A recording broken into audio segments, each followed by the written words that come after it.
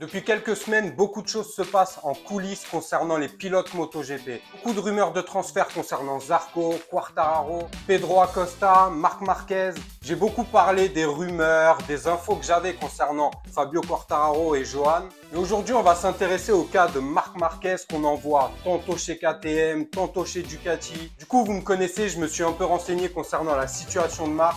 On va démêler le vrai du faux tout de suite ensemble. N'oubliez pas de vous abonner, de liker la vidéo. Merci du fond du cœur à tous ceux qui me soutiennent. Jingle.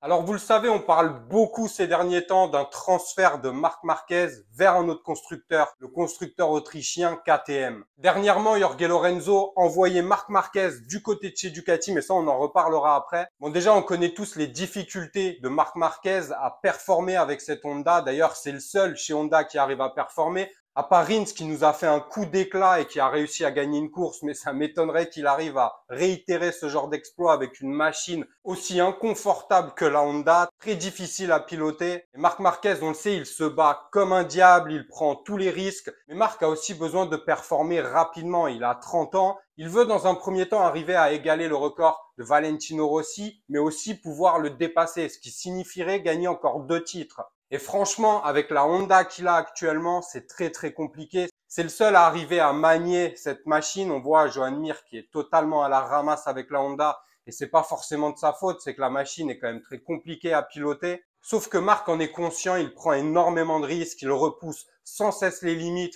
pour pouvoir performer, être dans le top 5, faire un podium, espérer gagner une course. Il n'a pas gagné de course depuis plus d'1 an et demi, Marc Marquez, et ça commence à bouillir, surtout qu'il voit les autres constructeurs prendre le large, il voit des Ducati au top de leur forme, des Aprilia un peu en dedans, mais quand même beaucoup plus performantes que sa Honda, et surtout les KTM qui sont sortis du bois cette saison et qui nous montrent et nous offrent un grand spectacle. Alors, je me suis renseigné concernant les infos sur Marc Marquez. Restez bien jusqu'au bout de la vidéo. On va parler de la rumeur persistante de KTM. Ça fait plusieurs mois qu'on parle de Marc Marquez chez le constructeur autrichien et même de la possibilité que KTM s'offre un 3e team, ce qui offrirait 2 places supplémentaires chez le constructeur. Alors, concernant la rumeur d'un 3e team, c'est pas du tout utopique. On parle réellement pour KTM d'avoir un 3e team. Alors, est-ce que ça se fera dès 2024?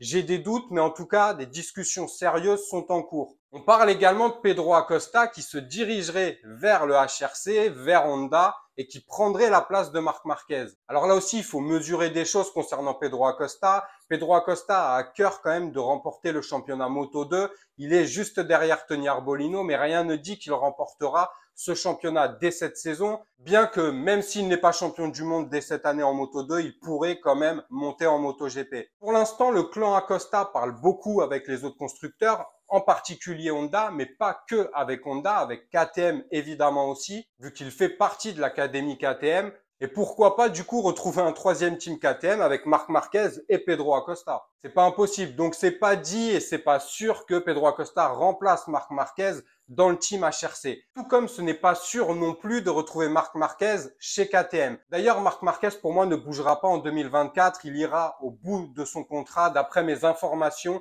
Évidemment, il y a des discussions avec d'autres constructeurs, son clan se renseigne, se rapproche véritablement de KTM, mais pour l'instant, rien n'est signé. Et d'après les infos que j'ai, il ne bougerait pas sur la saison 2024, mais bien à la fin de son contrat. Après, Marc Marquez a conscience qu'il doit performer, gagner rapidement s'il veut espérer pouvoir dépasser Valentino Rossi en nombre de titres de championnat du monde. Donc les rumeurs concernant Marc Marquez et KTM sont vraies, mais pour moi, dès 2024, ça me paraît trop rapide. Ce qui voudrait dire que Marc Marquez aurait 32 ans. Et ça lui laisserait encore moins de temps pour pouvoir performer et remporter des championnats à nouveau. Après, on connaît Marc Marquez, il est capable de tout. Et 2025, ça fait loin et rien ne dit non plus que Marc Marquez ne pourrait pas à nouveau se blesser gravement. On ne le souhaite pas, bien évidemment, mais ça peut arriver vu comment il est obligé de performer sur sa Honda. Du coup, un transfert de Marc Marquez, oui, c'est possible, mais dès 2024, j'en doute réellement.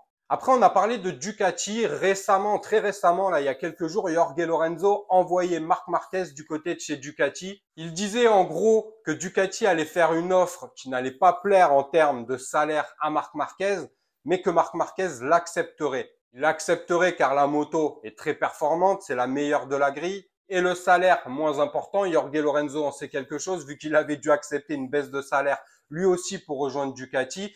Mais Marc Marquez n'est pas en position de pouvoir réellement négocier un salaire plus important, voire le même qu'il touche actuellement chez Honda. Ce serait exactement la même chose pour Fabio s'il quittait Yamaha. Il devrait obligatoirement accepter un salaire beaucoup moins important. Après, concernant la rumeur Ducati, personnellement, j'y crois pas du tout. Paolo Ciabatti, il y a quelques jours, a déclaré qu'il n'avait absolument pas besoin ni de Marquez, ni de Fabio Quartararo pour performer avec les Ducati.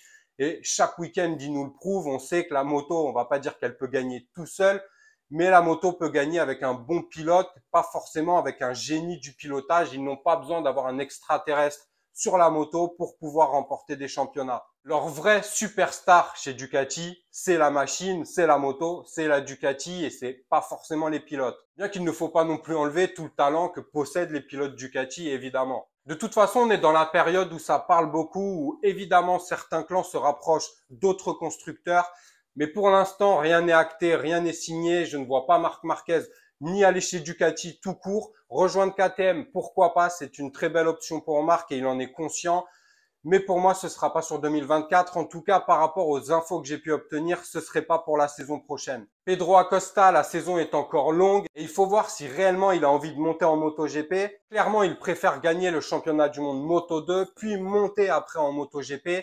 Pour l'instant, il est proche d'Arbolino qui est premier. Mais la saison est encore longue, donc rien n'est acté, rien n'est signé, même si effectivement son clan parle avec des constructeurs MotoGP, mais ça, il n'y a pas besoin d'être devin pour le savoir. Ce qui est clair, c'est qu'il va y avoir beaucoup de mouvements et des officialisations au cours de cette saison. Pour la saison prochaine, Bezzecchi chez Pramac, est-ce que ça a ton boulot ou pas? La VR46 comme team satellite Yamaha, Zarco qui rejoindrait Gresini, Acosta chez Honda Repsol, Marquez chez KTM, ça parle et c'est sûr qu'il y aura des officialisations. Mais certaines comme Marc, pour moi, ne seront pas dès la saison prochaine. Du coup, on va rester connecté, on va continuer d'analyser, de s'informer surtout sur toutes ces infos, sur toutes ces rumeurs. Les choses peuvent bouger en très peu de temps, il suffit de quelques détails. Du coup, restez bien connectés sur Vinson IGP, n'oubliez pas de vous abonner, de liker la vidéo. Merci du fond du cœur à tous ceux qui me soutiennent. Prenez soin de vous, de vos proches, c'est le plus important. On se retrouve dès lundi. Ciao.